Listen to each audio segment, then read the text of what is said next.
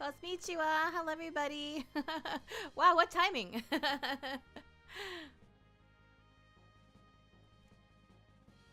How's everyone doing? 皆様ごきげんよう。ページたち元気でしょうか? Hello. Welcome, raiders. Hi, Beauregard. Thank you for the raid. Welcome in. We're literally just getting started. Oh, nice. Thank you. I appreciate it. Let me give you a shout out.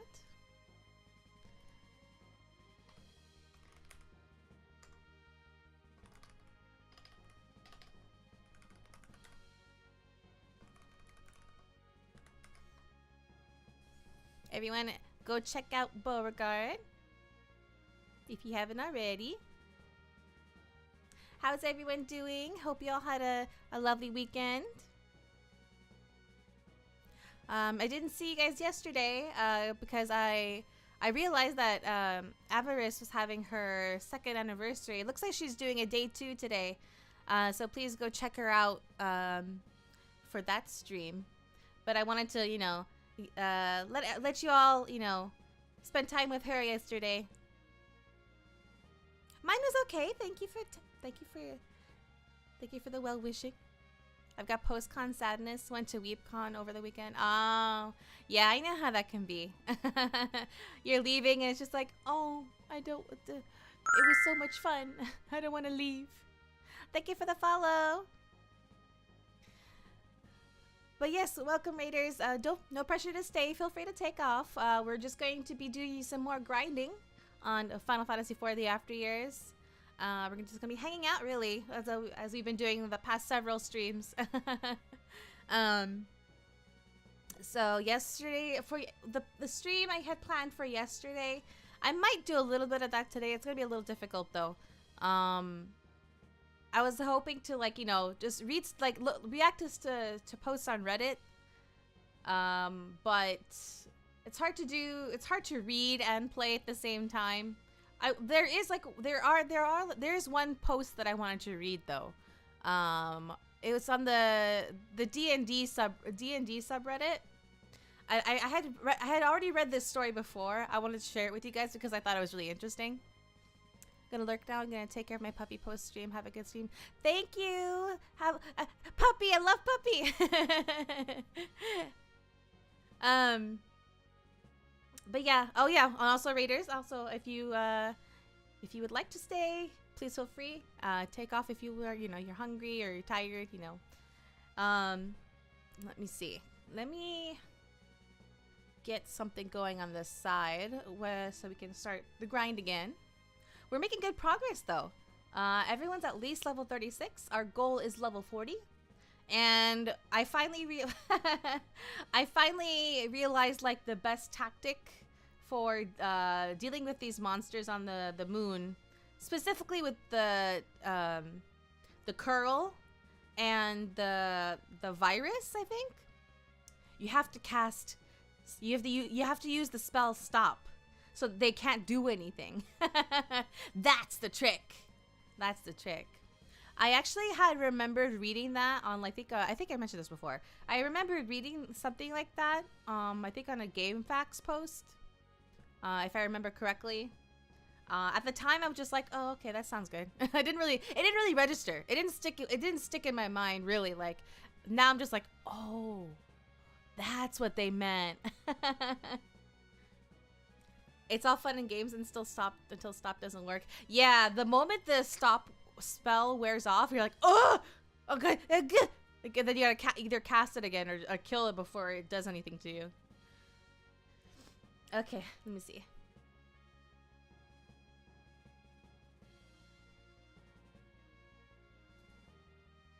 And as usual, if there's anything you guys would like me to play in particular, feel free to post a link either in the Discord or even in chat. That works too.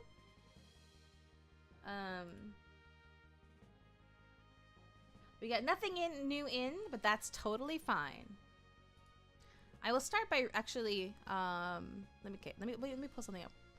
Let's I have a fresh YouTube window with nothing on it. And I'm not logged in, so that my algorithm isn't affecting anything. So let's see.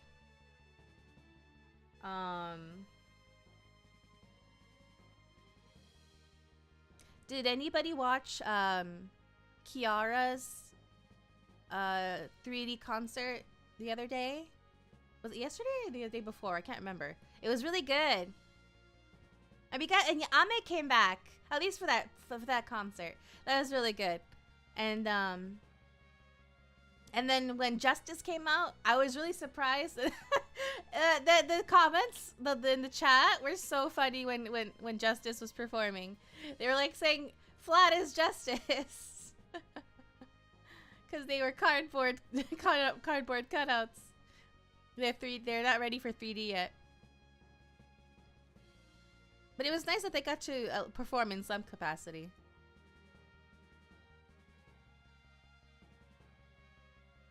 You know what? Since I'm talking about HoloLive, let's look up HoloLive clips or something.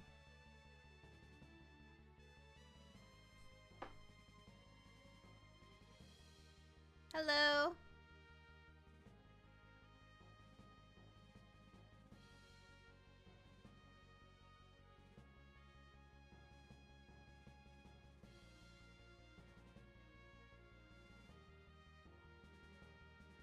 Laden just bought a $1,000 wooden keyboard. They also said that for the robot girl a few times. Oh, Cecilia?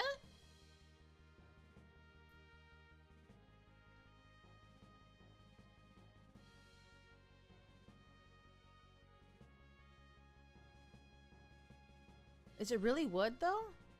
Okay, let me pull up this clip.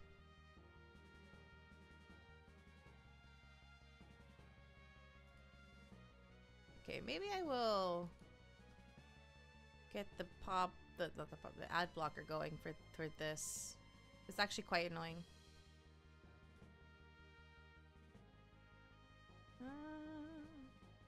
It is on. No, it's not.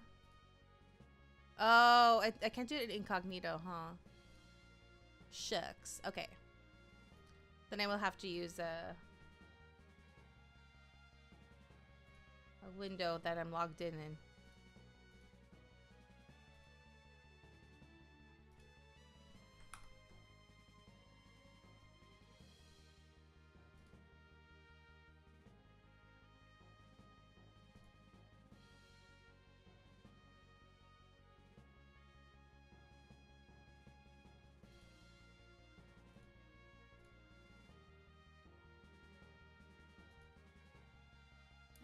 Okay.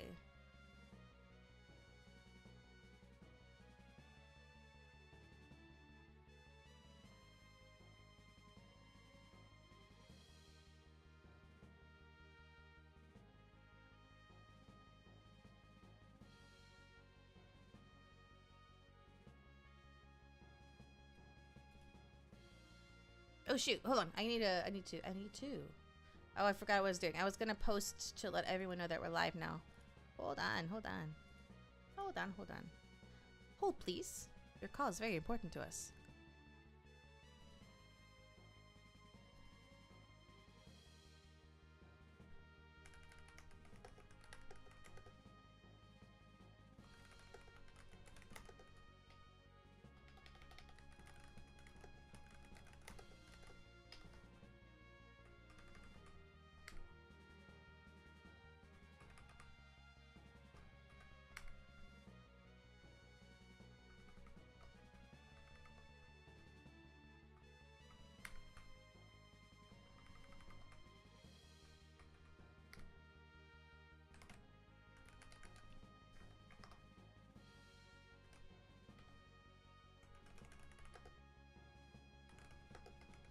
Oops.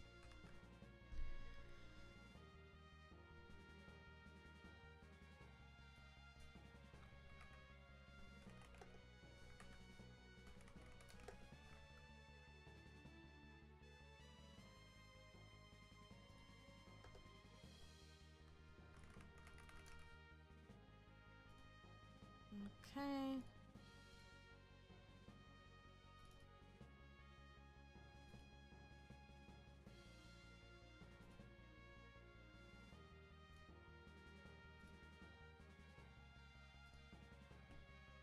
Sorry, one moment.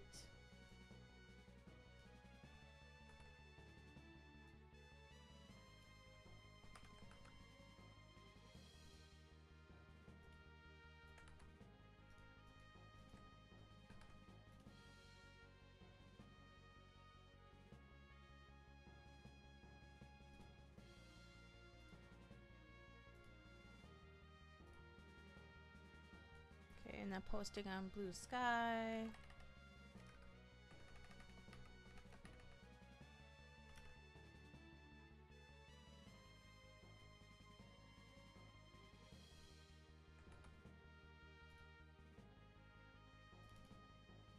I wanted to post at the top of the hour instead of when we went live.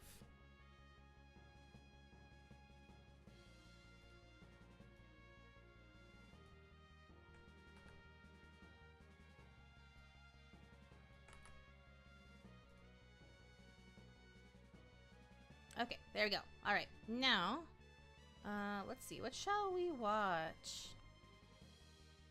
Hello Live.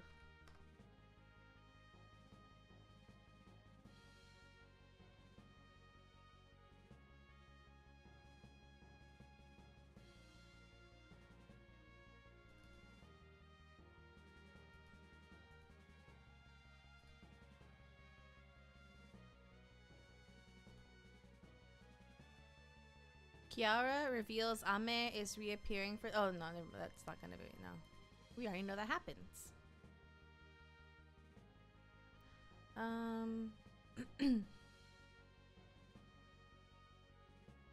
I tried every fast food French fry in America. That was the guy that went. That's the one that that's from the video. That guy that went to Disneyland. Best Thai food in Portland, Oregon. Oh, okay. Lunchables taste test tournament. Ooh. 20 instant ramen hacks. Anything with Alvin. Oh, that's Babish. Babish Culinary Universe. Setting up your Game Master screen. GM tips with Matt Mercer. Can I make a... No, I don't want that one. Actually, wait, can I make a meal in 15 minutes using only random ingredients? Okay.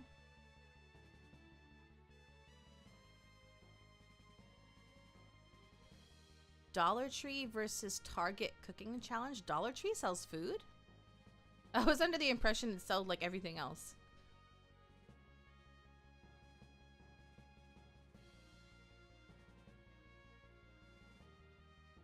Genshin Impact recipe number 2, Jade Parcels. That looks so good, actually.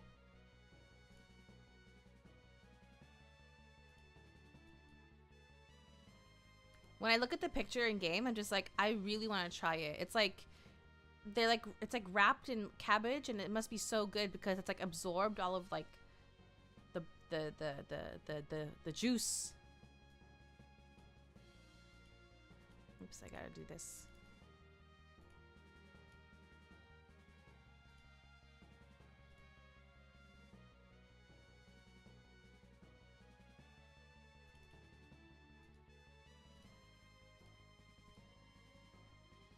Let me go out of the ship where there's no music because these videos have music from Genshin.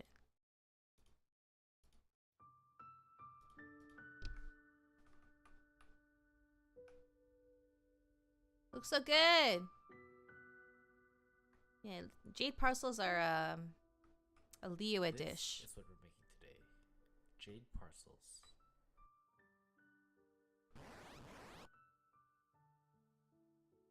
This is cauli cabbage. We're gonna start off by peeling several layers. I chose this cabbage because of its leafier texture. These ones aren't not too bad. In a pot of hot water, we're gonna add 1 tablespoon of baking soda and 1 tablespoon of salt. The monster cringes. We're then gonna drop our cabbage leaves in this pot of hot water for 1 minute. If you guys are wondering why I put baking soda in the water, it's to help soften the cabbage. Yay, healing. If we were simply to boil this cabbage, it will take longer to soften. And by the time I forgot if they're weak to. It'll be or I don't think they're weak to anything actually. After 1 minute, we're gonna put the cabbage in cold water to stop the cooking process.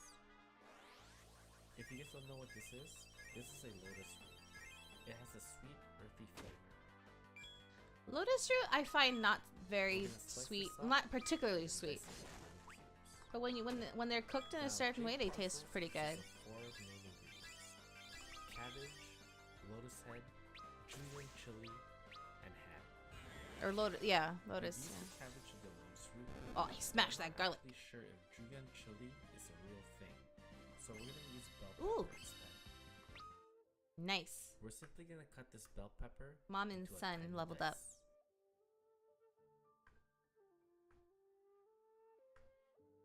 This is half a pound of pork. We're gonna season Okay. it with salt and pepper. Wait, let me see. I think Add there's 1 no one else tablespoon with of low sesame oil, or 36 or lower. 1 tablespoon of light soy sauce, and 1 tablespoon Oh, just kidding. of shao Oh, we have sugar. plenty of level 36s. And then Okay. we're gonna give it Let me a get good the initial gear off mix. of Rosa and Sayador Next, we're gonna first. add in 1 tablespoon of garlic, 1 So tablespoon chakra of red band, pepper, a level band. 1 tablespoon of onions, and 1 tablespoon of lotus root. We're gonna give it another mix and then set it aside. Okay. Next, we're gonna make a spicy chicken broth. So In a pan, someone we're in gonna the add back half a liter of to chicken swap stock, with Rosa, a tablespoon of light soy sauce, and someone in the front for a tablespoon of Sayador. sesame oil, Yeah. a tablespoon of rice wine vinegar, and our final ingredient, dried red chilies. Chakra band, level We're simply band. gonna bring this to a boil and then set it aside. Oops. Level Let's get back to the band. cabbage. I've trimmed off the Chakra stem band. where the hardest part has been taken off. This will allow us to freely manipulate this cabbage. We're gonna stack these cabbage on top of each other and then put our meat right in the center. Oh, they We're did simply gonna crumple multiple this cabbage to cover leaves the meat like that. I and see. create a small Makes sense. money bag shape. Yeah.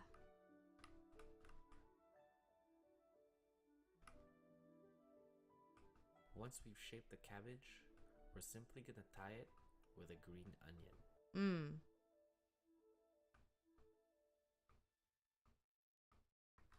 Oops.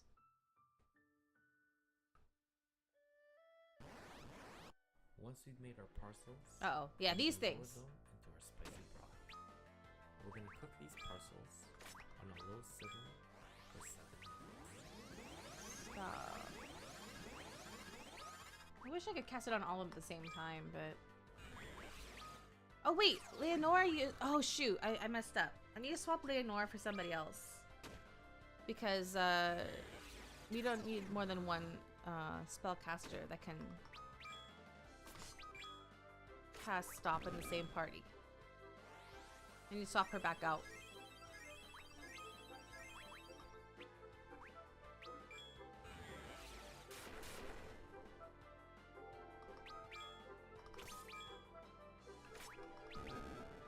I have no suggestions. YouTube is giving me nothing for once because I wanted to and I can't think of anything. No worries, no worries.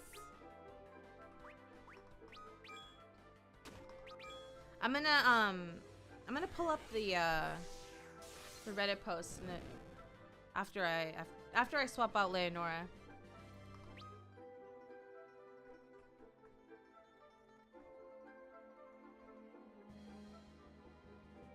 Okay, let me... Alright, it's time to eat this. I really didn't know how I was gonna go about into eating this because it was too hot to pick it up. Okay. So we're gonna use the knife and fork method. Let's get somebody else in her spot. As you can see, it's very messy. Let's see. Edge, Sid, There's our pork. all the way Ursula, through. Geckos, Harley. This dish was Chinese Hello. inspired, Thank you. so I used a lot of Chinese ingredients. After that first bite, the meat was very moist. Alright, let me get But the real gear on star of her. This dish is this cabbage. It gives it such a subtle sweetness that goes with this Chinese. It looks so flavor. good, the food. Anyways, guys, I'm having a lot of fun making these Genshin dishes because it's so open to interpretation. But unfortunately, next week I'm gonna go back to making a Food Wars dish. It will A be what? my 1,000 subscriber special, so guys, wait for A it. Food Wars It'll be a dish. Okay. that no one's ever. Alright, thank you. Thank you, Chef Mar. Okay. Let me actually Yeah, I'll just go back on the ship so that there's game music.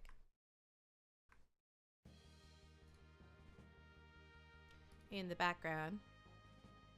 I'm gonna take this off the screen for a moment while let me pull up the Reddit post.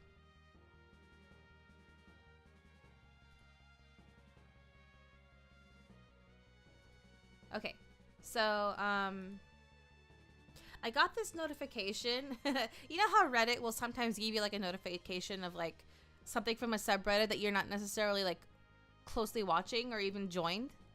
I got one from the D&D subreddit because I look at posts on there sometimes, and this one was called the title of the post was, "I'm pretty sure my wife's DM hates me," and I was like, "What is this about?" So I actually didn't read the first. There's 3 posts. I saw the notification for the first post. I was like, I'm kind of curious, but I didn't actually read it. And then like another following day, I saw the notification for the one that's like the final update. So then I was like, okay, I have to read what this story is about if there's 3 big posts about it, right? So I was curious. So it's called I'm pretty sure my wife's DM hates me. So this is the OP, right? They're saying, for the last 4 years, my wife has been playing with a group that very quickly became close friends. Every Wednesday and Saturday night, she would go on about epic tales and stories that she and her group would get into. Some of the stories are crazy AF, yeah. Seeing her eyes light up as she talks about her tiefling artificer and his growth and development made my heart swell. They also have audio versions of that on YouTube. Yeah. She had been wanting to find a group that matches her energy and encourages creativity, and told me she found it with them. I couldn't be more happy for her. What's going on with my camera? Okay.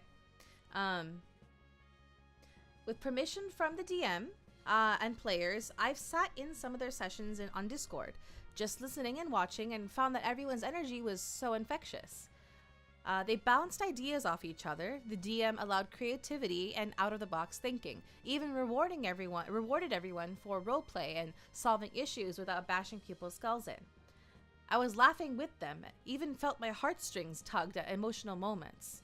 I have to say, the DM was insanely great at storytelling and allowing everyone to be the character they wanted.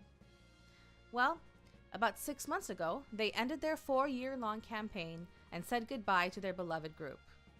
The DM mentioned she was going to start a new session set in the same world setting with a new adventure 100 years prior to the events that kicked things off. She DM'd me asking if I would like to be a player, and I enthusiastically replied with the hell yeah. I've been playing solo TTRPGs for a while because, like my wife, I've had bad table after bad table, and this seemed like the best opportunity for us both to play together with perhaps one of the best tables we've ever had. Over the last 5 months, DM has been contacting me and other players both in the public Discord and privately about our characters and the world.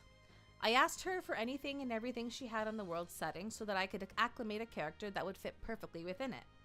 I was given lore, and any questions I had, she promptly answered. I asked her what kind of limitations she had or requests, and she said, as long as you play a good aligned character, we Gucci. She wants to tell stories of the hero's journey and not worry about every villager being killed for having a bad attitude or looted of precious heirlooms. I kind of agree with that. Some people get out of hand when they're not like a good aligned character. When I believed I had a good idea of what to expect, I created my character. We shared our character concepts like personalities, a bit of our backstories, classes, that sort of thing. There were so many unique traits that we all had, and it was looking like it would be diverse and amazing. The DM wanted us to have a few secrets in our backstory that we wouldn't share with the other members of the group, making for character surprises in game. She did this in her last session, and they loved it, giving them moments to discover about each other and some crazy roleplay scenes. My secret was that my character was abused and tortured by the gods of this world, a punishment for her bloodline from centuries ago. She was a tiefling runeblade warrior from an Asian-inspired home where she prayed to her ancestors to guide her. They were very spiritual and believed they could fight their inner curse by being better than their progenitors. Unfortunately, most of her family had gotten wiped out by the gods, leaving her and her siblings alive but scattered. Her goal is to find them and to confront the gods who had done that.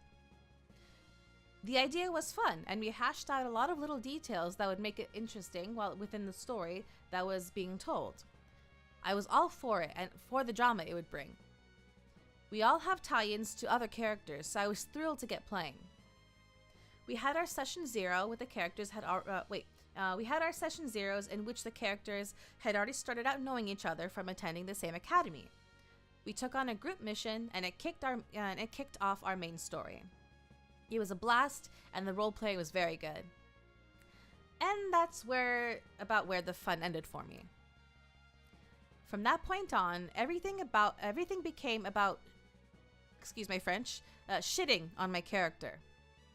We would go into other towns because that is where the story would take us, but every town apparently did not like tieflings. Every single town. We went to a place with humans, and immediately they refused to work with the group because they don't associate with cursed blood. We went to the city of elves, where the bulk of the story took place, and I had to sit out for 95% of it. The elves scoffed at her, but they were willing to work with the rest of the group. Not a single NPC would address my character, and my character wasn't allowed in any elven sacred places or inside their city, so she had to remain outside in the camp and fend for herself while the rest of the party would be welcomed. I brought up the issues I had. I told her that while I fully understand that there might be people who are untrusting of her, maybe there could be a way that someone might take some consideration to the fact that she's not a bad person. She gave it some thought and said that sounds reasonable. The next session, a player found a potion that could change one's appearance and snuck out to give it to my character. My character then had a moment of shame for being who she was, and the only way she'd be accepted is if she changed who she was entirely. It brought her more strength to prove that she was good, to prove to the world and the gods that she was worthy of being seen as a person and not some monster. There was a scene where she drank the potion and looked human, and then it went to the rest of the group. The group had a moment in which they were involved with the elven children that lasted most of the entire session. It was fun, and as they got to engage with them and learn about some special alchemical potions, each of them being granted a bonus and a buff for the remainder of their time there. When it finally came to my turn, my scene was of me getting into the elven city and finding one of the children who was part of the group who had wanted to learn sword fighting.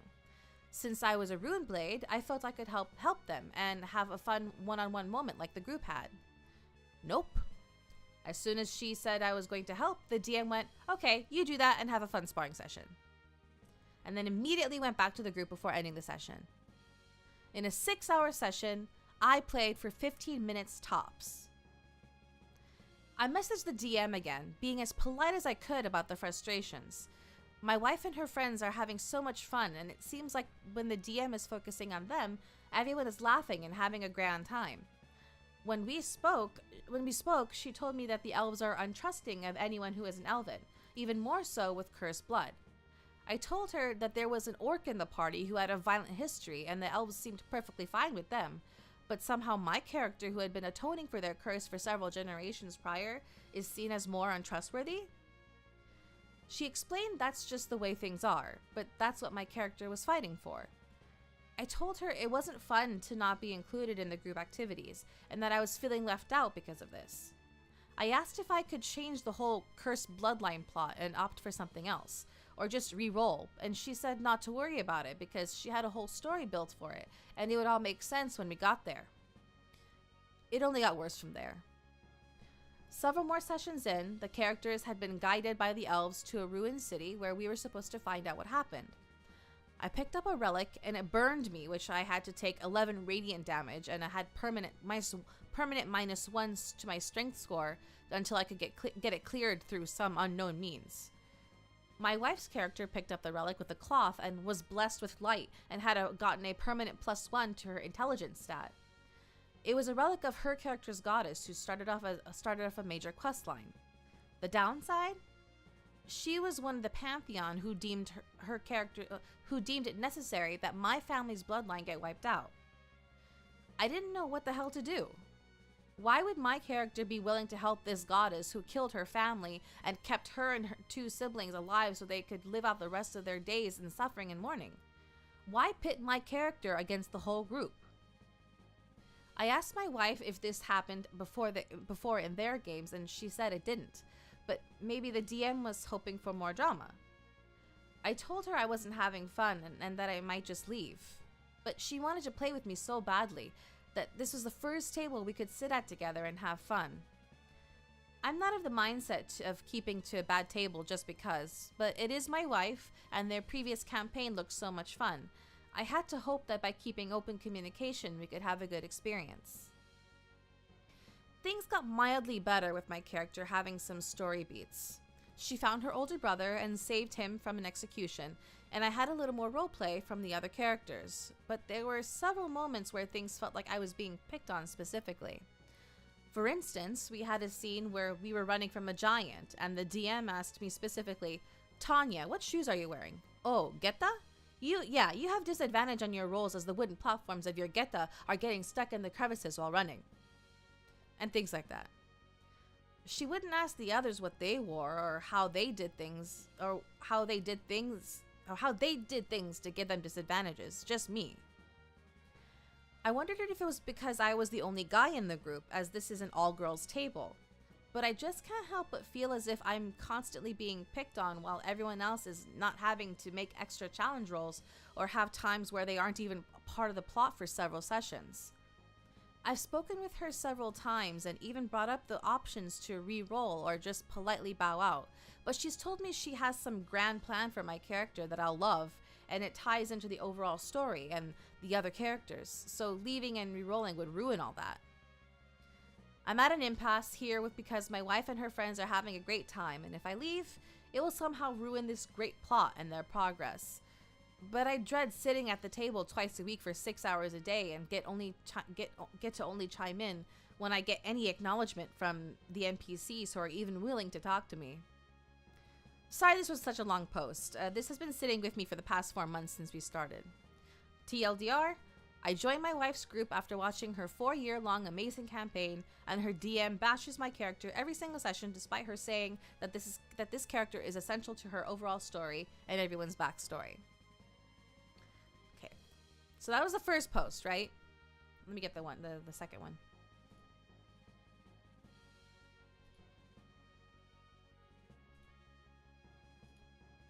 Yeah, no, I dipped out the second time. I had to confront the DM. Yeah, this guy has a lot of patience. He loves his wife, I guess, which is good. You know that he wants her to be happy. Let me sip my drink.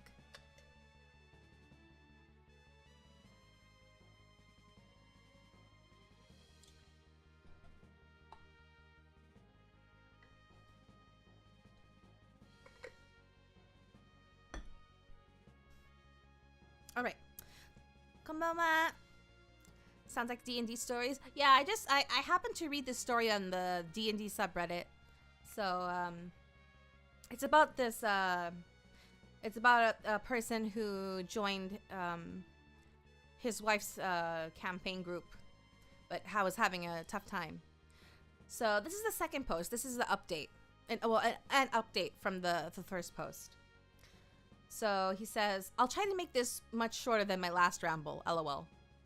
New update. Apparently the players found the thread and confronted the DM about this. So they had found out, they saw his post.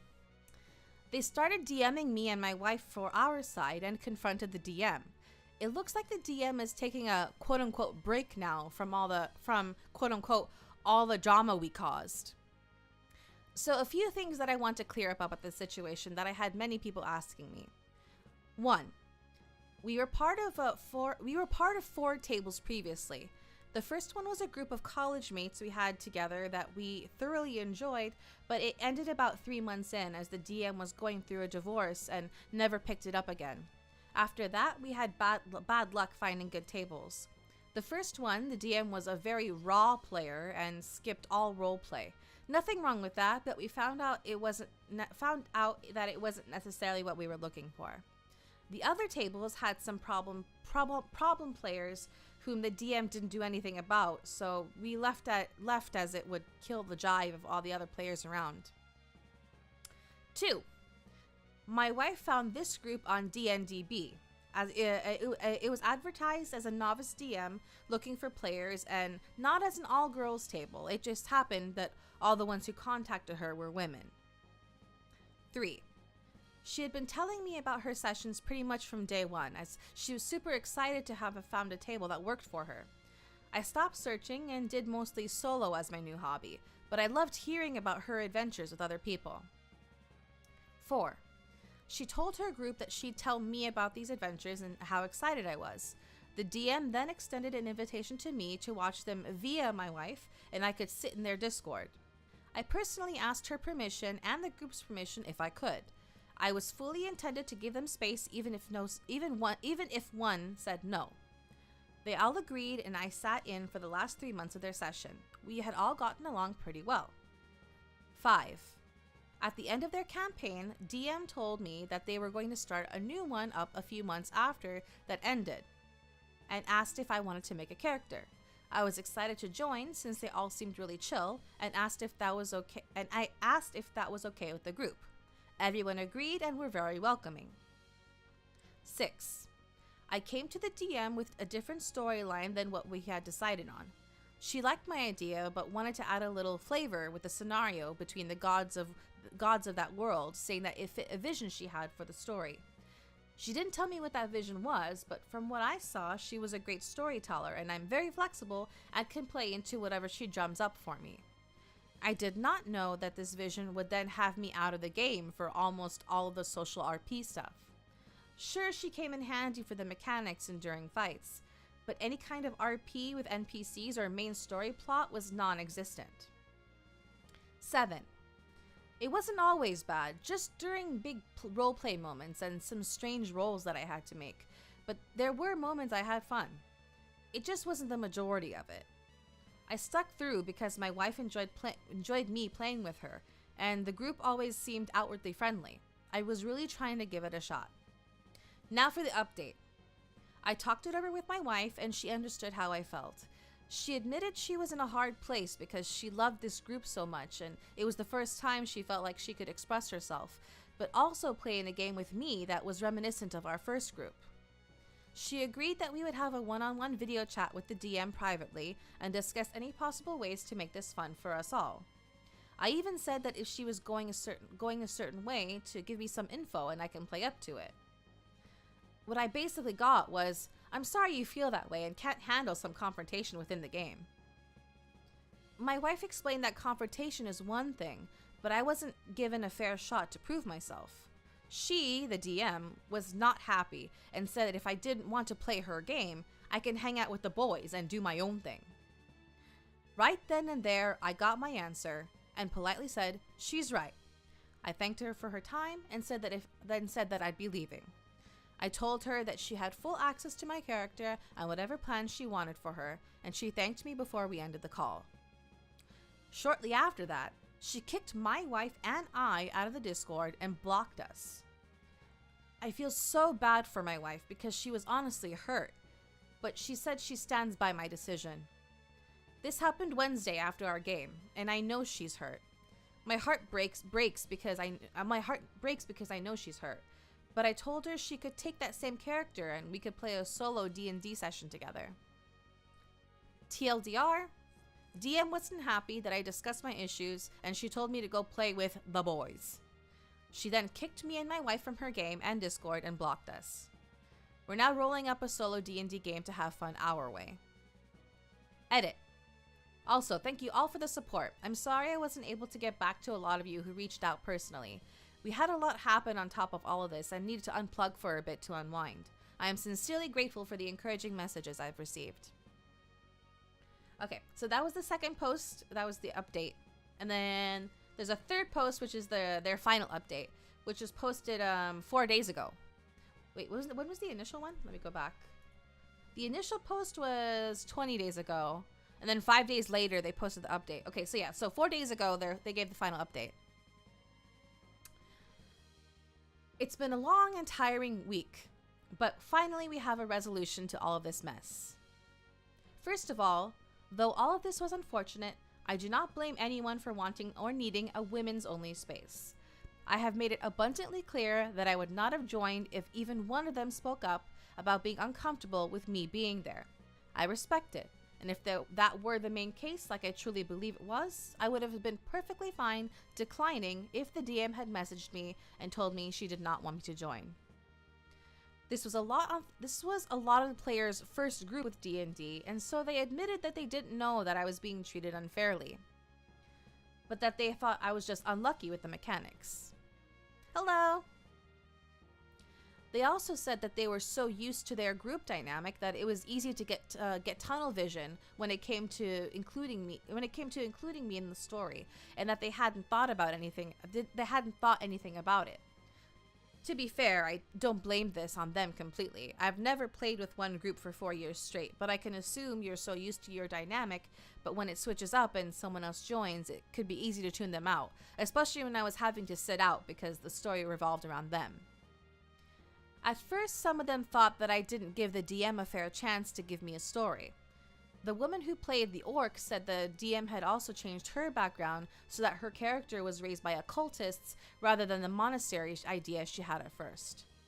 She said she enjoyed the new direction and it opened up a lot more angst story for her later. We had a bit of a debate about this, but ultimately they agreed that if I myself wasn't having fun with it, then I should have been able to change the story or be allowed to leave. I also asked the group about the reasoning for letting me join. I read a lot of comments here suggesting that my wife may have asked the DM or that the DM felt pressured, and I wanted to better understand if she felt that she had to take me in despite how she felt. I was told when my wife told the group that she had told me about their adventures and the compliments I gave, everyone, including the DM, was excited to hear that an outsider was invested in their campaign. The DM asked if I wanted to sit in and watch, and when the new campaign started, asked my wife and the group if I would be interested in joining.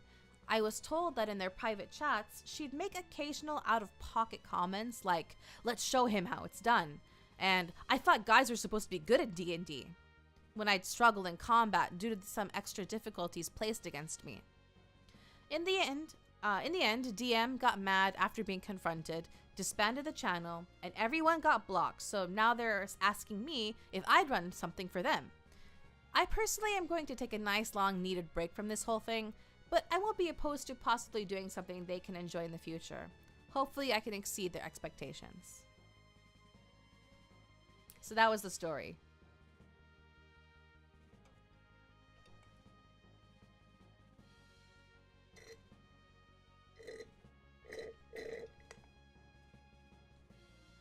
Crazy, right?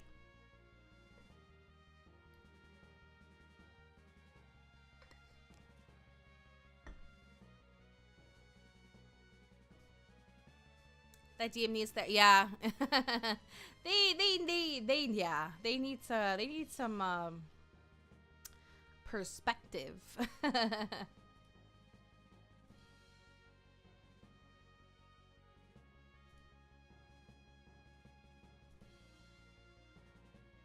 Oh, wait, actually, let me do this. All right, let's get back into grinding.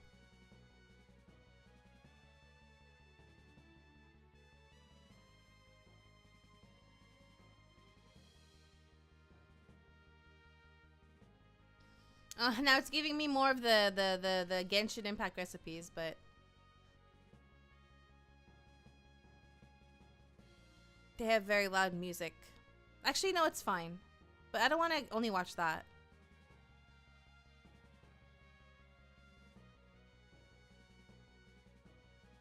Failed franchises. 8 failed fantasy franchises and what happened to them. Huh.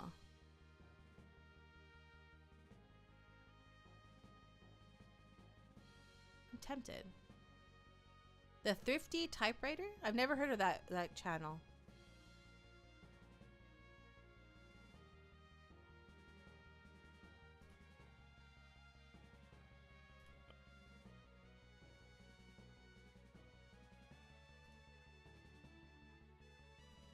since the success of the fantasy genre over the past 20 years or so with franchises like Lord of the Rings, Harry Potter, and even Twilight, as much as some people hate to admit it, there were actually far more failed franchises than there were successful ones. Now, first of all, you kind of have to define what a failed franchise really is. Some of these films made their money back. Some of them have gone on to find success with a reboot or a reimagining. But for me, and the criteria that I was working with, was what franchises were planned to have a sequel, or in many cases multiple sequels, but either didn't make the money or didn't receive the acclaim to continue forward. So today I'm doing something a little different, and I've got 8 movies that were intended to be the first entry to a potential franchise, and in some alternate universe out there, all of these films ended up being as successful as a Lord of the Rings or a Harry Potter. I'm going to go over my personal thoughts on each of these films, how the movies did financially and with both critics and audiences, and how these franchises have lived on, reboot or otherwise. And just to be clear, these are fantasy movies that are aimed at a young adult audience. If I were to talk about failed franchises in general, this video could have been 4 hours long. And this isn't even all of the young adult fantasy franchises either. I'm almost positive that there's more that I've left off the list, but these are the ones that I've seen and the ones that I want to talk about. So grab a snack and prepare to add some rebooted TV shows to your watch list, and let's go over 8 failed fantasy franchises. The Thrifty Typewriter. Uploads twice a week? Oh.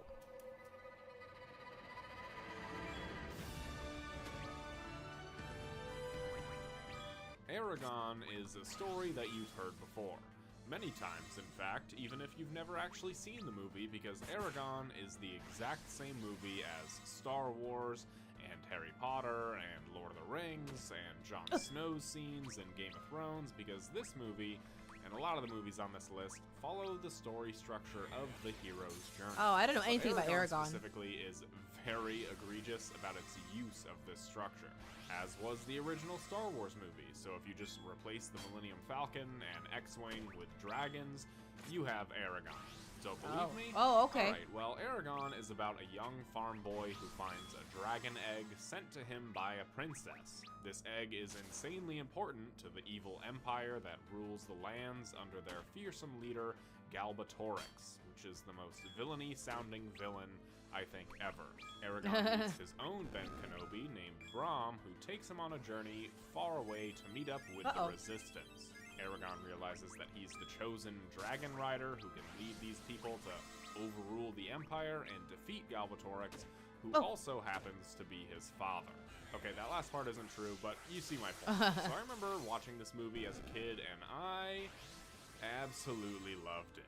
I mean, this movie had everything that I loved. Cool sword fights, magic powers, dragons. What wasn't there to love? This would be the movie that I would rent from Blockbuster every time we made the trip there. And this, along with whatever new Harry Potter movie was out, would be my go-to movies. So watching this movie again, well, I definitely still have a lot of nostalgia for this movie, but it doesn't really hit the same way as an adult, especially now that I can see a clear difference between movies of this quality and movies of better quality. However, yes, there is a however, I actually enjoyed watching this movie again. It's not great, or even good. A lot of my enjoyment is the books are better? Speaking, I see. But I did have a good time watching this movie. Jeremy I love the Irons Eragon as movie when I Braum was is younger. really It was my great everyday movie casting, for a and while. I think Oh, wow. a lot of the art design and even the CGI isn't bad for its time. But I am largely alone when it comes to this opinion that this movie has any sort of redeeming qualities whatsoever. With a 5.1 on IMDb and a 46% audience rating on Rotten Tomatoes, mixed with a budget of $100 million and a return of $250 million worldwide, this movie did not get the praise the studio was seeking. The button's a lot stuck. of the criticisms point to this being a retelling of Star Wars with the same look and feel of things like Lord of the Rings and Harry Potter to try and capitalize on the times. There were at one point plans to adapt the second book in the series. I never finished the book but series. I think it was after close to the end of the second all-around book. I see. performance, plans of a sequel were scrapped. However, back in 2022, it was announced that Disney would be rebooting Eragon into a TV series. This is a trend that you will see continue on this list quite a bit. I'm not Since the surprised. announcement, things have basically been radio silent for the past few years, but the author of the books, Christopher Paolini, will be involved with the writing of scripts and is on board as a producer. I have a feeling we might get some information on this in the coming months, and if not, maybe the whole idea has just been scrapped. Anyways, on to the next one. Well, this video is from 7 months ago. The Golden Compass. Oh, I remember that name. The Golden Compass is a very interesting entry on this list for a lot of different reasons. For the uninitiated, the Golden Compass follows Lyra Balakwa on a quest to search for her missing best friend and a whole bunch of other kids who have also been reported stolen. This mission has her venture north, meet some new allies like Lee Scoresby, played by other Ron, and also a giant polar bear. A lot of you might recognize this movie by the poster when people are like, hey, it's that polar bear movie. Yeah. 'Cause I know that's what I did for a number of years. Now, I didn't watch The Golden Compass growing up because there was a lot of controversy surrounding the movie. A few of my friends growing up said that the church they went to basically told the families to not go and see it. I thought that was a bit weird, but churches also have issues with Harry Potter and fantasy in general. Yeah. Which is... never mind. As I've grown older, I think there's a lot of reasons why this movie failed. Number one being, the His Dark Materials series written by Philip Pullman is not similar to any other popular fantasy series of the 2000s. They tried to give this movie the Narnia treatment, which is shy away from any of the heavy-handed themes in the books, and turn it into an action-adventure movie. This worked for Narnia, mostly because the world kind of lent itself to that type of movie very well, but The Golden Compass and this world really doesn't. I remember reading these books as a kid and not really being able to get into them, but I gave them another shot in college and I was kind of blown away that these movies were marketed for children. For those that don't know, Philip Pullman wrote this series as a sort of inverse of Narnia, which featured very heavy Christian themes. His Dark Materials also has pretty heavy-handed I've never Christian watched Narnia, themes, actually. although it's not meant to get you into religion, quite the opposite actually. So churches telling families not to let their kids watch it makes a bit more sense. There is so much wrong with this movie, but I think that the worst part about this movie is the tone. Like I said, this was trying to fit into one of the popular molds of the early 2000s fantasy films, and The Golden Compass just isn't really that. It would be like if ABC tried to turn The Hunger Games into a sitcom. I volunteer as tribute. Oh. I believe we have. Well, I bet my hat I've never watched was Hunger Games either. Wasn't it? Yes. Let's have. So off of a budget of $180 million, which is about double the budget of The Return of the King, this movie made $372 million worldwide, only about $70 million of those dollars belonging to the US and Canada. So I guess the churches did their job to ward off the families from going to see this movie. But this I guess movie so. is pretty infamous for its Hunger Games is monumental actually plot. pretty good. This Yeah, movie yeah. is the reason why That's the impression George I R. have. R. I know Martin that a lot of people really continuously like said it. no to a movie adaptation of his Game of Thrones books, which is why they were eventually made into a TV show, and subsequently why most fantasy today is made into TV shows over movies. And while The Golden Compass failed, it was remade into, yep, you guessed it, a TV show called His Dark Materials, which I'm pretty sure I'm the only person who ended up watching, but it ran for 3 seasons covering all 3 books, and it's genuinely a great TV show. It nailed the tone and is overall one of the most underrated TV shows I've ever seen. I'm considering making a full video about it, so let me know if that's something you'd want to see in the comments below. Oh no, Palom! Oh, we're in trouble. Now it's time for a movie that a lot of you have probably never heard of, but don't skip this part because this movie actually has Brendan Fraser in it. Inkheart Shoot, follows he this doesn't have guy named smelling Mo who salts. has the Uh-oh. ability to bring the stories he reads to life by bringing out different characters from within those books. When he accidentally brings out some villains from a fantasy book called Inkheart, he and his daughter have to try and find another book to right the wrongs and make everything normal again. Now, this is a movie that I do remember watching in theaters when it came out. My mom was a fan of the book, so I also read it in preparation of the movie, and I remember actually being pretty excited for this movie when it was coming out, only to feel a little let down by the adaptation. I haven't read the book since I was a kid, but I remember Let's a leave. lot of We're my down favorite a moments mage. being cut or replaced with other scenes, and upon watching this movie again, I think its worst offense Phew, is that this okay. movie is just pretty boring. I fell Oh, asleep that's like halfway unfortunate. through the movie 3 times, so I don't even actually remember the ending, and I couldn't tell you what it is. Sorry to the 3 fans that this movie has, but I just couldn't do it. Now, one thing that you have to remember about this movie that stars Oscar winner Brendan Fraser, and also that girl who is in Aragon, rough couple years for her, is Yeah. that back at this time, this was not Oscar winner Brendan Fraser. The Renaissance was non-existent, and Brendan Fraser was just a leading guy attached to box office bomb after box office bomb.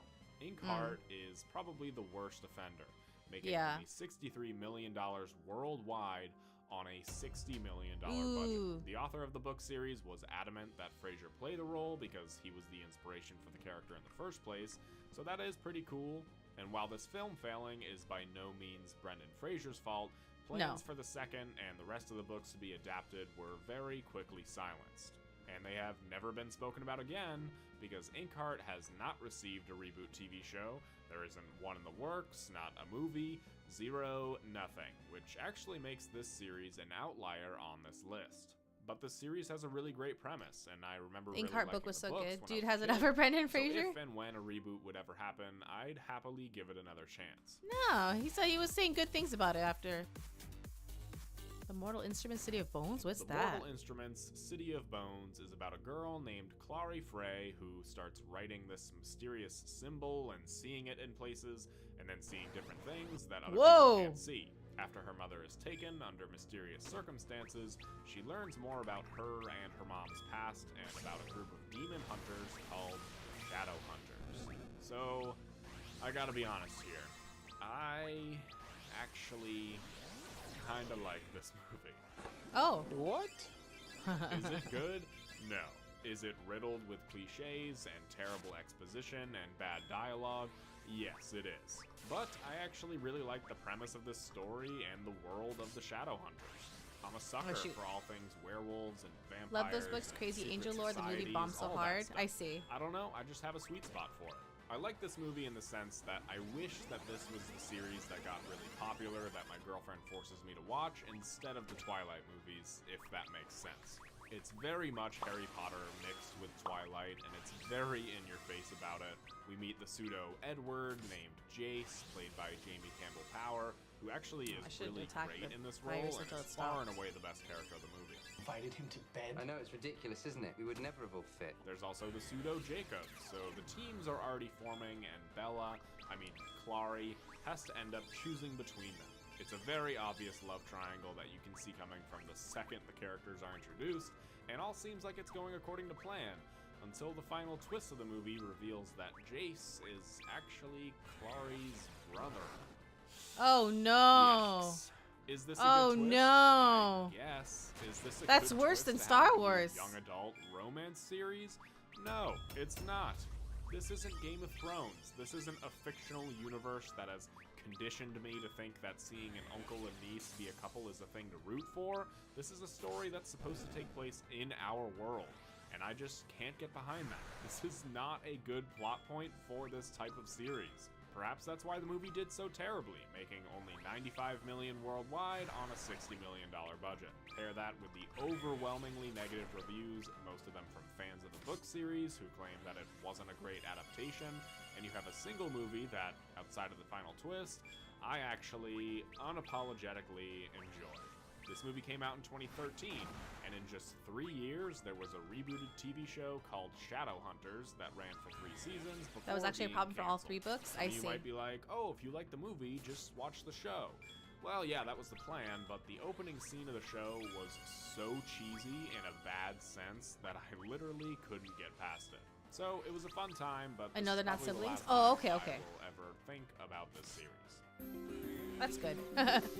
Lemony Snicket's series of fortune. They really pushed hard on this. Next up is Lemony The Snicket's marketing was Series of pretty Unfortunate Events, aggressive. A dark comedy that follows 3 children after the deaths of their parents and their lives living with their distant relative, Count Olaf, who's trying to steal their parents' fortune. If you've never heard of this series, you might be wondering how this is a series I of see. children's Yeah, I didn't know books, what it was about. and definitely how this could be a comedy, but honestly, somehow, it works. This was another series that I read as a kid, and when the movie came out, I was pretty disappointed with it because of how it tried to shove so many different plots from the books into one movie. They actually thought about doing the same thing with Harry Potter at one point in the pre-production stage, combining different elements of the books into one story. Imagine if the first Harry Potter movie was about him arriving to Hogwarts, learning that both Voldemort and an escaped convict are after him, a giant snake is harassing the students, and Harry has to try and deal with all this while also being in the Netflix show school's did better. It wasn't competition great, but with there's two only so other much the schools. guy who played That all would of be the quite a yeah. bit to juggle, and that's exactly how a series of unfortunate events feels. I feel like this movie ran into the same issue that The Golden Compass ran into, that being the studio trying to Same fit guy this who played movie Barney in into How I one Met of Your the Mother? Oh, successful wow. models or molds of previous successful franchises, and that just doesn't work for a story like this. Despite all this, I actually like this movie now. It's been a while since I read the books, so much so that I can't really differentiate between which of the plots in this movie are from which book, and I think that the combination of whatever they came up with was actually pretty solid. Would I have watched the sequel for this movie? I mean, yeah, if it had come out, but I also don't think it would have been all that great either. Jim Carrey as Count Olaf is really the main redeeming factor for this film, and especially today, the only real reason to watch it, because of course Netflix then rebooted this series into a TV show. The Netflix series took each novel and adapted it, taking 2 episodes per book, running for 3 seasons when they gave the series a proper ending that aligned with the books. Out of all the series on this list, A Series of Unfortunate Events is probably the one that was given the most justice through its reboot, and the Netflix series is far and away superior to the movie. I see, yeah. Speaking of childhood book series that I read as a kid that had a movie that combined elements from all the books, let's go to Spiderwick Chronicles. The Spiderwick Chronicles follows 3 children who move into the Spiderwick estate, their dead uncle's rundown house, and there they learn about the magical world around them. Yeah, that's pretty much it for the synopsis. Like I said, this was another series that combined a bunch of elements from all the books into one film, but with this one, I actually have to argue that it was for the best. The Spiderwick books are incredibly short. I just checked my own copy, and the first book is 107 pages. But there's also illustrations on like every other page, meaning that this book, in terms of pages with words, is like 60 or 70 pages long. Oh, That wow. would mean this movie would end right after they find the field guide, and that's about 20 minutes into the film. That's not even enough time to fill an episode of a TV show, much less a movie. The movie itself is actually pretty great. I've rewatched it a number of times over the years, and it's a really fun movie. So what happened to the sequels? Well, to be entirely honest, the way that this movie is set up doesn't really allow for there to be any sequels. Could there have been? Yeah, of course, but what we got tells a complete story from beginning to end, and it doesn't really leave anything up in the air. There was no real reason to continue this unless it was an out-of-the-park home run financially, and of course, it wasn't. But it was met with fairly positive reviews from fans and critics, which again makes this an outlier on this list. And that's it for the Spiderwick Chronicles. There hasn't been... Okay. Wait a minute. What's Oh. this? Okay, I was wrong. There is, in fact, a reboot TV show for this series, and it came out, wait, this year? I would love to know if anybody had actually heard that this reboot was coming, much less already out. It's apparently a Roku original series, which I wasn't aware was even a thing, and that makes sense why I've never heard of it until making this video. Apparently, this was supposed to be on Disney+, but it was so bad that they shipped it off to somebody else, and Roku is the only streamer that wanted it. It's got a 5.2 on IMDb off of only like 2,000 votes, so I think barely anybody watched this. Maybe I'll mention this in a few years when the reboot of the reboots start coming out, and I make a video A on reboot of the those. reboot, yeah. Percy Jackson, there it is. Now it's time for the big one. The one that is probably most associated with failed young adult fantasy franchises, and that's Percy Jackson. Percy Jackson is about a young boy who finds out that he's the son of the Greek god Poseidon. He goes to Camp Half-Blood and trains with all the other kids of the Greek gods, and goes on a quest to retrieve Zeus's stolen lightning bolt. Percy Jackson was kind of like the Harry Potter, but for Gen Z. I was born in that weird cutoff between being a millennial and Gen Z, so I kind of got the full blast of both of these series, but I vividly remember Percy Jackson being the only thing that kids were reading in middle school. Most of the time it was kids who didn't usually read, so for any book to have that effect is pretty cool. The premise alone is incredibly smart and really unique from all other things in this genre, so of course a movie adaptation was on the way. They got the same director as the first two Harry Potter movies, so it seemed all but certain that this would be the next big movie series. Why did the director But then change to the movie Harry Potter came out. movies? Like I said, this was a thing back when I was in middle school, and we took a field trip to see this movie after reading the book as a class, and when you have such a bad adaptation that you have a theater full of 12-year-olds booing it, you clearly did something wrong. The characters were all aged up. This wasn't a bunch of 12-year-olds traveling across the country and running into crazy things. More on the money? way. This was a bunch of 20-somethings driving where they needed It was to done go. dirty? I've only seen this movie once, but I remember this scene where Grover is driving a car, and I took such issue with that because in the books, these kids couldn't drive anywhere. They're supposed to be 12. Despite the horrible reviews and the just okay box office numbers, the studio decided to give a sequel a shot, taking the criticisms in mind and working to fix them in the second movie, Sea of Monsters. In this one, Annabeth is blonde, just like everybody wanted. That fixes the franchise, right? Right? Well, no, No, it apparently didn't. not. This one got even worse reviews and made Harry even Potter less was making money. a lot of money Percy during that Jackson time. was Yeah, the I imagine benchmark so. for a long time about how not to do an adaptation. The author of the book series has been incredibly vocal about his, I'll say, disdain for these movies. Oh, so no. much so that he was the spearhead for the rebooted TV show on Disney Plus, Percy Jackson and the Olympians. Now, this show is very interesting because I've heard a ton of mixed reviews on it. Some people say that it's great, that it's the perfect vision because Rick Riordan is behind it, and some people say that it's so painfully boring that they actually prefer the movie.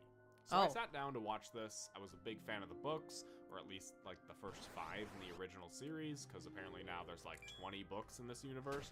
I have no idea, but I was pretty excited. I watched the first 2 episodes, and I thought that they were great, but unfortunately, I just couldn't really get into the series the way that I wanted to. The show is marketed to a very different age group, and had this show come out back when I was in middle school, this would be the greatest TV show of all time, and I'm super happy that there's now a proper adaptation and that kids growing up with it will probably view it how I view Harry Potter, but it just wasn't really for me. Hopefully this series goes on and becomes the mega hit that it deserves to be. Hopefully the kinks of season 1 will be ironed out to a degree that the general let's see population how it ends up goes. really I liking probably it. have to run away. Maybe I'll give it another shot if that we get lucky, happens, one of her or dances will sometime help, in the future but when I have kids of if my Leonora own. is if But right Leonora now, is this down, a then series on we have this to run. list to be on the lookout for because it could go really well, or it could end up being on the reboot of the reboot list in a few years' time. Miss Peregrine's Home for Peculiar The last Children. but not least is Miss Peregrine's Home for Peculiar Children. Now, I saved this one for last for a number of reasons. Number one being that this is the most recent entry on this list, although most recent still means from 2016. But also because this was a book series I was unfamiliar with and a movie that I had never seen before. This movie is about Jacob, who finds different clues to unraveling a mystery that leads him to the titular Miss Peregrine. There, he meets different people with peculiar abilities, and it leads him down a rabbit hole of unraveling more of the mystery. This film was directed by Tim Burton. It had pretty good reviews from fans and critics. Nothing crazy, but it was well respected and made an okay amount of money at the box office. But interestingly enough, this was seemingly made to only be one movie, despite being the first in a series. The ending wraps everything up in a nice bow, and there's really no need for a sequel. In a way, it kind of reminds me of the Spiderwick Chronicles adaptation. I remember the name. Because this movie I didn't know make anything a about crazy it, though. amount of money at the box office, there was no need to do a sequel at all. And seeing as how this is the most recent entry, talks of a reboot have yet to come. But given as how this series was still ongoing at the time the film was released, and now it's over, I imagine that the talks of a reboot are probably not far behind. Though this time, I'm sure that a reboot, just like every other film on this list, will indeed be turned into a TV show.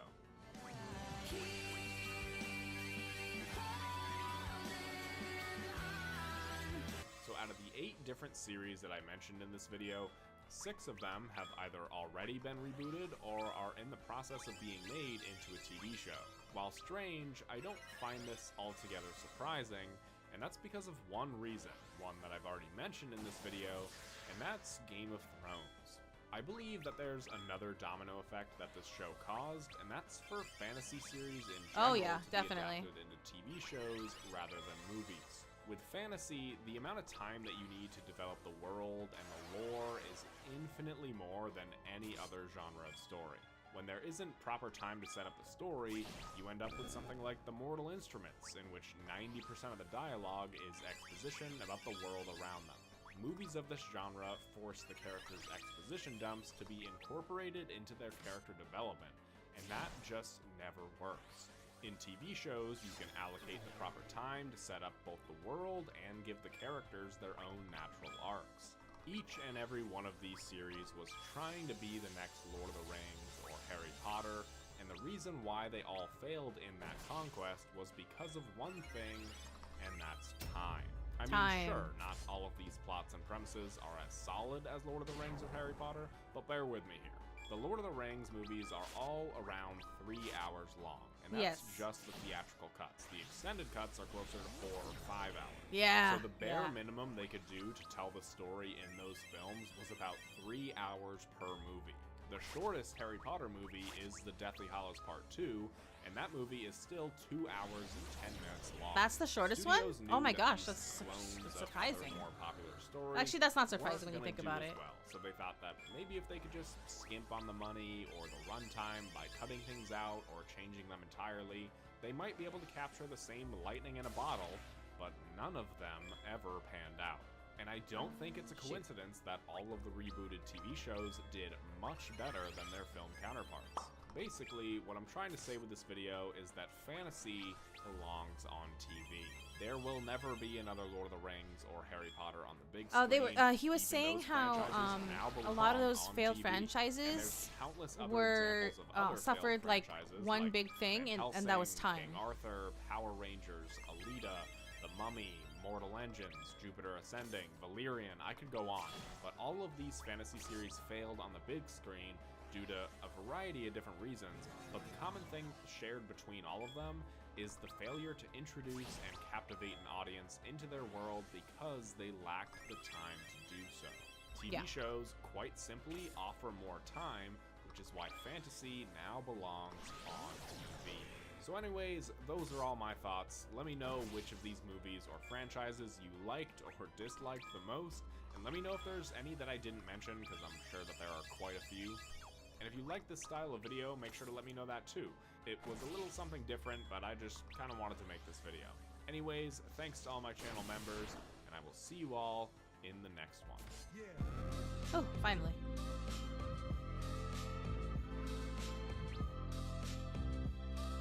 But so did Lord of the Rings, but they have those 5-hour... Oopsies, I didn't mean to click on that one. 5-hour director cuts. Yeah. So, yeah, his argument was that, like, they... Like the Lord of the Rings movies, they're very, very long, right? Especially the extended cuts, right? Those, like, 4 or 5 hour movies. But like, because they allowed for that time, they could help build up, right? The other franchises, they tried to stay within like the typical like less than 2 hour length time like of a movie, and it was a disservice to the story. Okay, let's find something else. That was interesting. I think most of those franchises I had at least heard of, but like there were a few I had never heard of before, and like I didn't know any of them about any of them really. Let's see. Top 30 Disney songs that didn't have to go that hard. No, I don't know. This channel looks like a kind of clickbaity.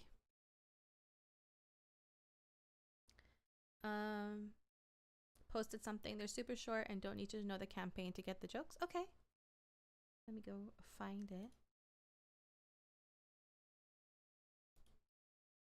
D&D Abridged, the animated series, season 1. I don't think anyone knows what this series is, but I still long for a TV series for the Septimus Heap book series. Yeah, I'm not familiar with that one. I'm sorry. I love reading, but I have talked about this before. I love reading. It's just hard to find time to do it, as like with so many other things that I want to do and enjoy doing. Okay.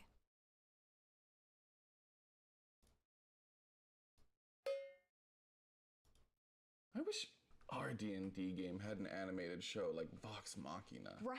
I mean, that would be so cool. Can you imagine seeing all of our adventures animated? There really is not enough time in the day. Are you paying for the room, or do you want me to? If you could, cause I paid for the cart. Yeah, but I bought the rations. Oh, We could split it. Oh, I mean, kind of out of silver. You don't have any Electrum? No, I don't have. Who uses Electrum? Electrum. So cool. Well, I'm out of gold. Any ideas? We could try the Thieves Guild again. My membership expired last week. Couldn't afford the renewal fees. Shockingly expensive. Highway robbery. Any old ladies missing their goats? No, we've saved every goat in a 20-mile radius. Except that one last week. God's rusted soul. Gather quest? We've already got 120 moon lilies that we don't know what to do with. Really thought we'd make a killing with those. If only there was some way to make money. There's a quest on the board. Quest on the board. I don't know how I didn't notice. I just didn't want to do it. I just didn't want to do it. Hi, are you the other escort? No, I was here for a different job. Why? Is the pay better? It's fine. It can get a bit bumpy, but as long as the guy gets there, it's okay. Well, that sounds better than helping this man walk from one point to another. What? That's what I'm talking about. Huh? Oh, what did you think I was saying? When I was 5, my village burnt down and my parents were reduced to cinders. There was nothing I could do. Welcome to my humble shop. We have many wares from across the land. Let me know if you need. We gotta rob this guy. Absolutely not. Oh I no. have no money. That guy can absolutely kick our butts. He's probably like a level 20 adventurer. You know I can hear you. No, you can't. Yeah, he's probably level 19 at best. Look, we are here on a job. We are being paid to escort this halfling from here to the other side of the kingdom. He's our boss, so we do what he tells us to do. We're gonna rob this guy. Behave yourself, scum. The judge will be seeing you soon.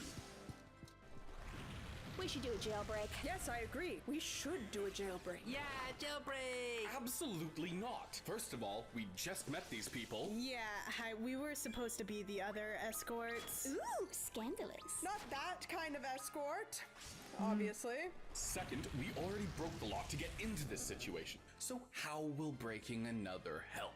I say we wait for due process. That's going to take hours. Life is short, you know. What? An elf's time is worth just as much as everyone else's. Patience is a virtue that all adventurers should learn. Nope. Someone hand me a hairpin. Dang adventurers. They do this every time. I think I heard something this way. Come on, men. I'm tired. My feet hurt. Are we there yet? Look, little man, you either need to pick up the pace or we're gonna get caught. This isn't fair. I got tiny little legs. Oh, well, I have very big legs. Perhaps I could carry you. Will we? Wee wee. Of course. How old are you? 42. We Wee. interrupt today's broadcast with a word from our sponsor. For all the journeys you'll take. This compilation was made possible by Emberglow Gaming.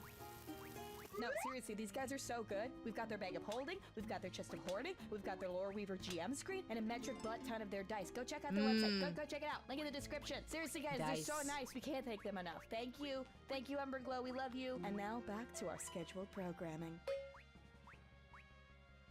Hey, Do you, like, ever wonder why we're here? Every day. Can't even remember when I started wondering what I did wrong to end up here. I don't like to talk about it, but my parents used to be nobles. I was supposed to be someone important, but instead, I travel hundreds of miles living off what I can carry on my back, just so I won't end up homeless. Isn't that funny? I'm homeless now, so I won't be later. Is this the plan the gods had for me when I was born? If so, why make me want? Why not just let me be happy with nothing? Oh. I meant, Oh. where's the halfling going? Like, what's his deal? Oh. Yeah. But, like, are you okay? Yeah, just making conversation. Wait, what are you doing? It's not your watch yet. I'm an elf. I only need, like, 4 hours of meditation. Then why don't you take a longer watch? Oh, I don't wanna. I don't wanna. Ugh, I hate the rain. Deal with it. We can't afford to wait around since we didn't exactly have time to buy supplies. I told you we shouldn't have tried to rob that guy. I am not traveling in this weather. Have you ever walked in wet socks? It's the worst. Well, then I guess we'll be hungry tomorrow. Trust me, I'd take rain over starving any day. Ooh, I imagine it's pretty bad. It's the worst. So we can't stop. Nope. And we can't continue. Absolutely not. So there's nothing we can do. We could go in that dungeon. It may have food, and it definitely doesn't have rain. Dungeon? Dungeon! Dungeon! Dungeon! Dungeon! That wasn't there last night. If we fight him, we will die. Can we leave before we lose any more limbs? I'd rather lose 12 limbs before I give up on this treasure. I agree. We do not need to fight him. Simply disarm him. It's true. One of us should... Wait, that was funny. Thank you. I've been waiting for the right time to say it. What time? Yeah, that was pretty good. Very funny. It's a good joke. Anyways, our bard here should go and seduce him. What, me? Yeah, that's what bards do, right? I mean, obviously I could, but don't we think there's like a better idea? We could... Oh my. Handsome. Hello, gorgeous. Oh my. Shall we? All right. Oh I guess I'll no. have to do it. What's a big, strong minotaur like you doing in a dark, dirty dungeon like this? Oh my. I think it all started when I was 10. I was Oh. living a peaceful life till suddenly I woke deep inside an impossible labyrinth. The labyrinths aren't made for like many I people. guess this is More my thing complicated now. winding paths, so it's pretty easy to find your way out.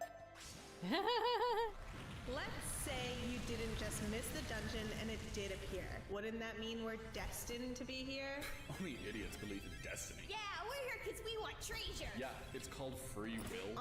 When I was in my 50s, I also believed in free will. I'm not 50. Do I look 50? Free will is not fake. I make choices every day. That's what you think.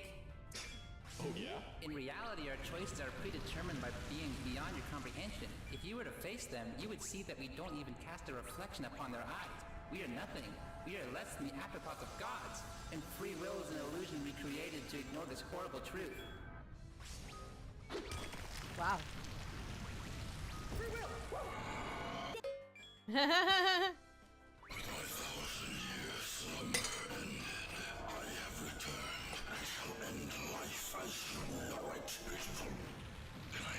Oh, I was just gonna do a little, you know? In the middle of my declaration, I mean, I could wait if you want to finish. you've ruined the atmosphere. Oh, I'm sorry about that. Well, you've lost the element of surprise. So would you please go stand by your friends so you may die as one? Actually, it's not about surprise. It's really more about targeting your vital areas. I am a lord of undeath, and you believe that stabbing my shriveled kidney would hurt me in any way I could feel? I do believe My that, yeah. shriveled Then kidney. I invite your attempt. Show me what you can do to an ancient being with your pathetic little dent. And since it's a labyrinth and not a maze, he can get out pretty easily. So I just gave him the address of a good therapist in the next town over. He seemed to really need it. Then I am confused. If we trust the Minotaur, why are we eating the food he told us not to even look at? I'm not looking at it. My eyes are closed, so step off. It's Oh, tasty, no. so it's probably fine. None of this is fine. That lich died in one hit. To be fair, he was the weakest lich I've ever seen. You had to sign your full legal name for that feast. No, I skipped my middle name, suckers. All When in the the rogue dungeon deals that 120 seemingly damage in appeared one attack. overnight. Yeah. The Minotaur was friendly. That doesn't make things better. Look, we're out of the dungeon. We got money. Some of us got food. So can we just go to the next town now? I haven't washed my hair in 5 days. Yeah, you probably just missed the dungeon like you missed the quest board anyway. Maybe. Yeah, I guess you're probably right.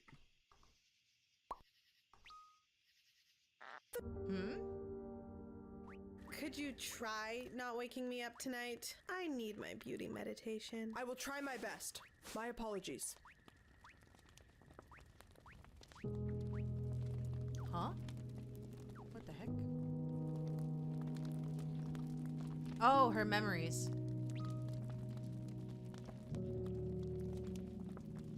That's so sad.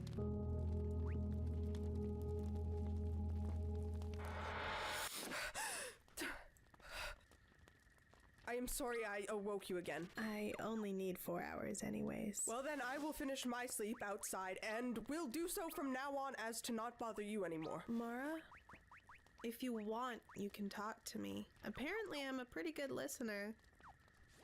When I was 5, my village was burned down, and my parents reduced to cinders. There was nothing I could do except watch. You know, my mom, she was even harder than me. Aww.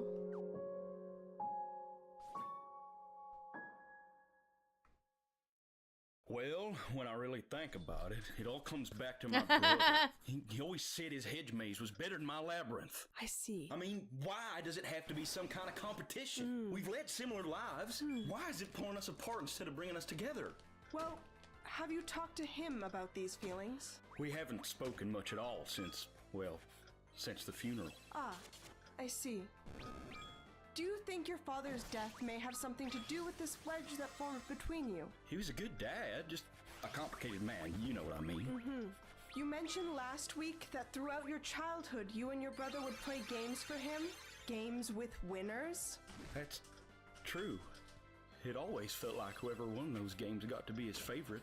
Do you think those games ever really stopped? No, I guess they didn't. Do you think we can ever... Well, I would love to talk more about that, Jeremy, but we are out of time for the week. Oh, can I book now? Is dog go outside? Same Hold on, let me time. check. If you can, that works for me. I'll be right back.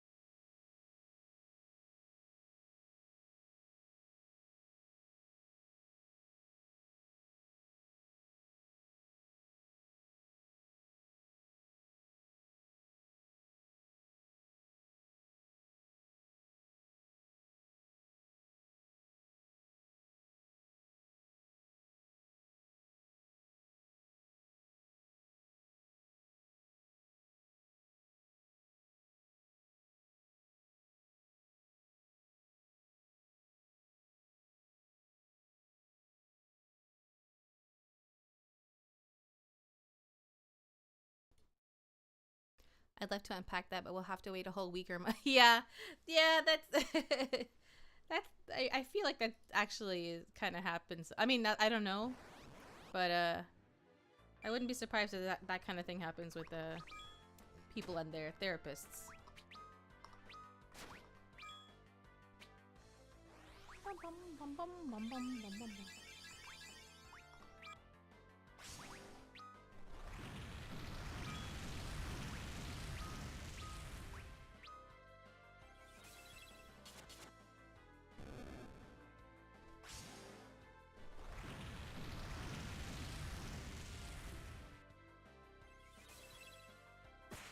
Bam!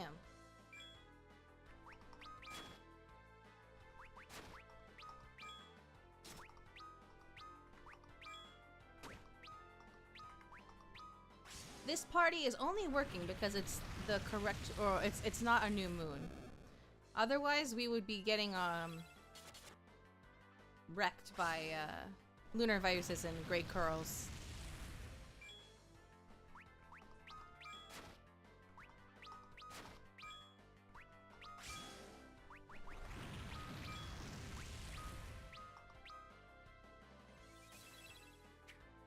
But I think Brina level... Oh, no, just kidding. We don't need to swap her out because there are no more members that are 36. Everyone is at... Everyone else is at 37. Yeah. Okay, so we'll swap when someone hits 38. Amazing. Okay, let me get something else going here. Let's see. That was funny. That was funny. Okay, let's see. Actually,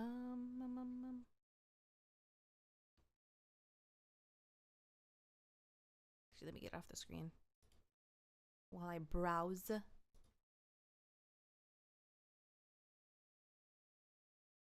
Let's see.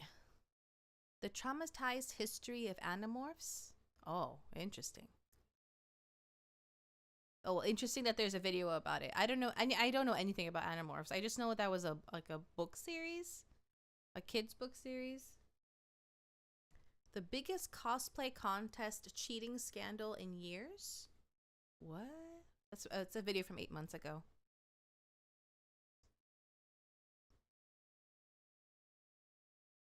Let's see. I tried Disney World's most luxurious restaurant.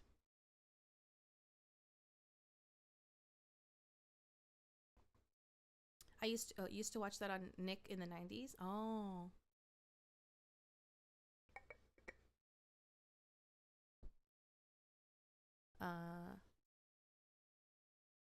That video looks a little clickbaity. 7 times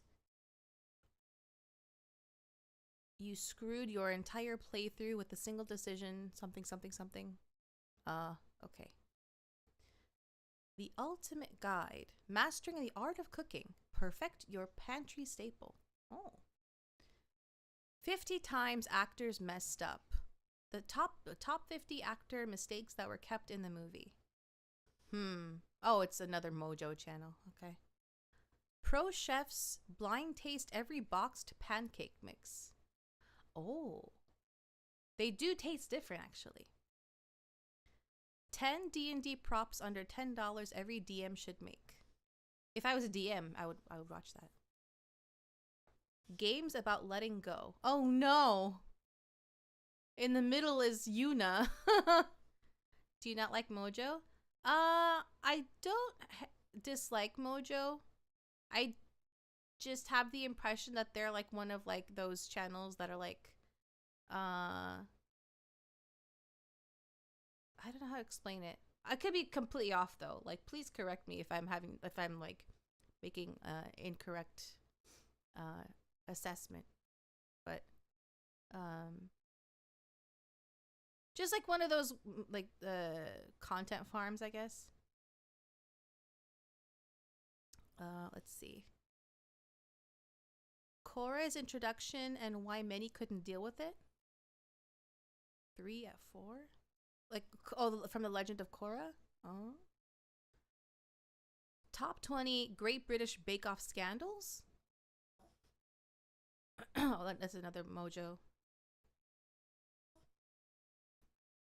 What do you want? Doggo is being a little pouty. I think he wants me to take him somewhere. I will be right back.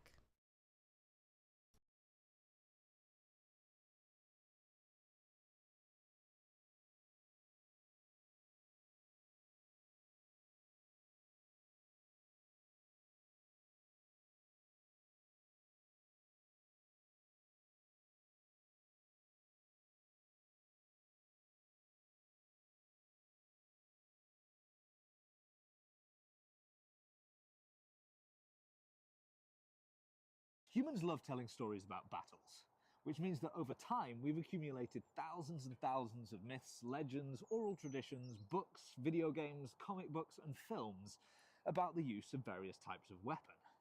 But as these things become more and more enshrined in the stereotypes of fantasy, sometimes the way that they're used in that media doesn't really reflect the reality. Now, is this a problem? Of course not. As long as the stories themselves work, it doesn't really matter how realistic they are. But I personally find it fascinating to compare the way that these things were used in real life with the way they're used in fantasy. So here are 5 weapons that fantasy absolutely loves to get wrong. Hi, my name's David, aka Bluminac, and if you're used to watching my channel, you've probably seen me prattling about, doing trick shots, swinging swords, or even flipping around on a pole. But today it's bloody freezing, so I've put on some boots, and I've grabbed some different weapons, and we're going to talk about fantasy versus reality. So first off, a disclaimer. I flipping love fantasy stories. I wouldn't be here if I didn't. Everything I do comes out of love for the genre. And just because I'm talking about the difference between fantasy and reality doesn't mean that the fantasy is bad. There are many cases in which the way that these things work in fantasy fiction is for a reason, and that stereotype actually is probably more useful to the stories they tell than the reality would be. So, bear that in mind, we're going to compare it, but I will try and do justice to the spirit of the fantasy as well where I can. The second thing that I want to point out is that there are so many weapons I can talk about with this, but there are only a few weapons that I actually have in my shed. So those are the ones that we're going to start off with, and as I accumulate more, we can do more of this kind of thing. Now, I love fantasy stories. I love the settings, I love the characters, and I love the magic. And video games can be a great medium for telling those stories. Yeah. They put you in a character's shoes, let you be them, move as them, and Yeah. even make choices for them in a magical world.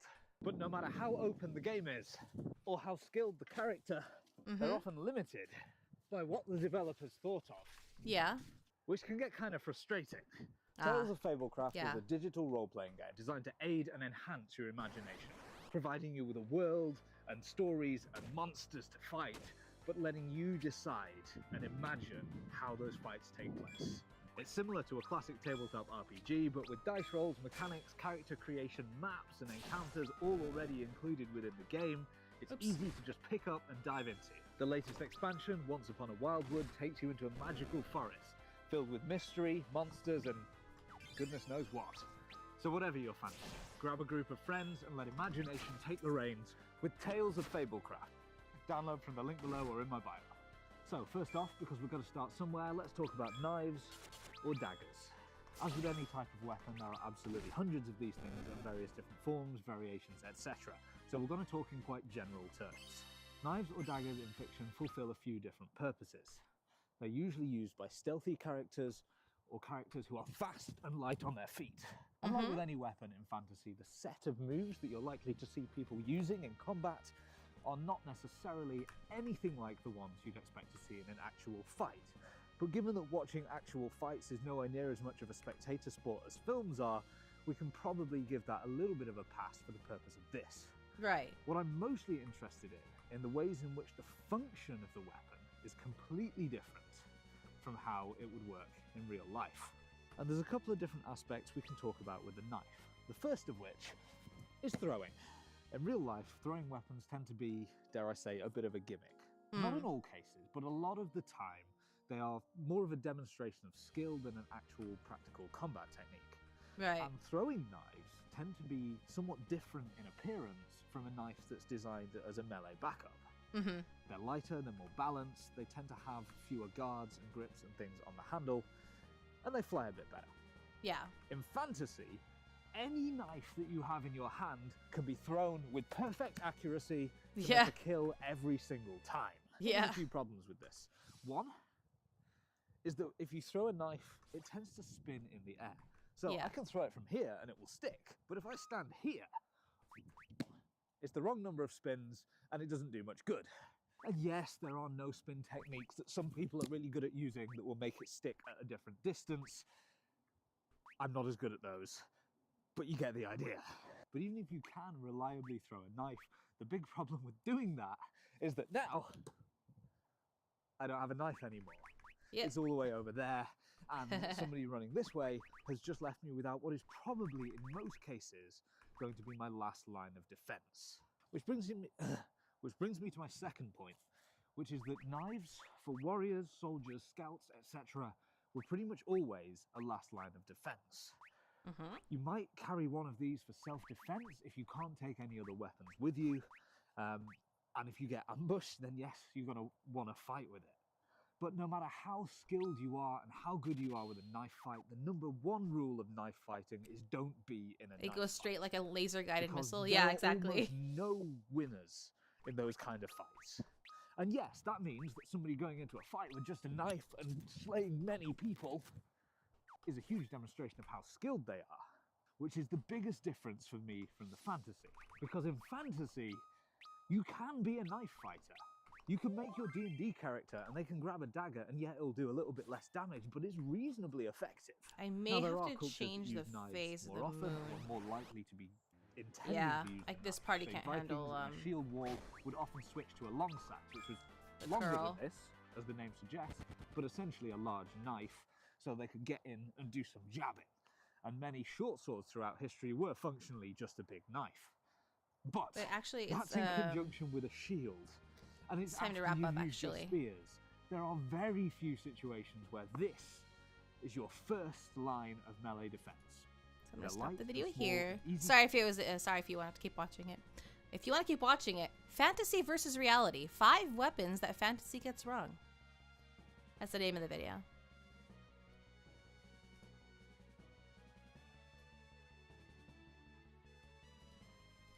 All right, we're gonna go ahead and wrap up here. Thank you all so much for joining me today. We made some decent progress. Well, we got like 1 level, I guess. well, I say 1 level, but we got 1 level for most of the characters, which is good. We're getting that much closer to getting everyone to 40. This guy does a lot of shorts about archery too. Ah, neat. All right. We're gonna continue this tomorrow, same time.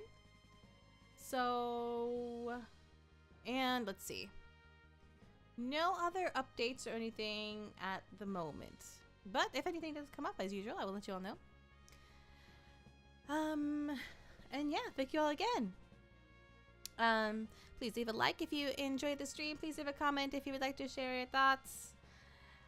Please subscribe on YouTube and or follow on Twitch if you would like to see more Final Fantasy streams. Thank you again to Beauregard for the raid, and thank you to the raiders who stuck around.